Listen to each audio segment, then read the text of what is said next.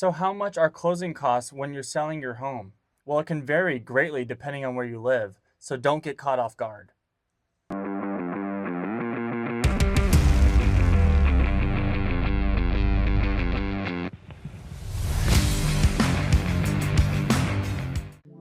Hey y'all, it's Ben the Cowboy Realtor and Jude. Today we're going to be talking about something that some sellers overlook until they are at the closing table, which is closing costs. Let's break down what they are, how much to expect, and why it could be different varying from Washington to Oregon. So what exactly are closing costs when you sell your home? These are the fees and expenses that you'll pay when you are transferring ownership of the property. Here are some of the most common closing costs, with number one being commission. This is around 5 or 6% of the sales price and is split between buyer's agent and listing agent. So the second one is title insurance, or the owner's policy.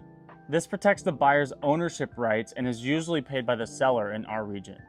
Number three is escrow fees. This is what the neutral third party escrow company charges to handle the funds and paperwork. Number four is recording or document fees. These are the small fees for recording the deed in the county. Number five is repairs or credits. If you have agreed with the buyer to repair something after the inspection period or provide credits afterwards, then those will be included here too. And the sixth and final thing is other negotiated items. These could be things like home warranties, HOA transfer fees, or even septic pumping fees, things like that. So Jude, do you know what the typical total closing costs can be? No? On average, most sellers can expect 6 to 8% to pay for closing costs.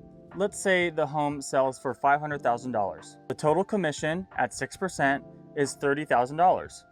The title and escrow fees would be around $2,000. And other miscellaneous fees, call it $300. So your total closing costs might land around the $32,000 to $34,000 range. That is totally dependent on your deal and your negotiations. Stop what you're doing. Excise tax alert. Here's where it gets interesting. If you're in Washington, there is a big cost that you need to know about.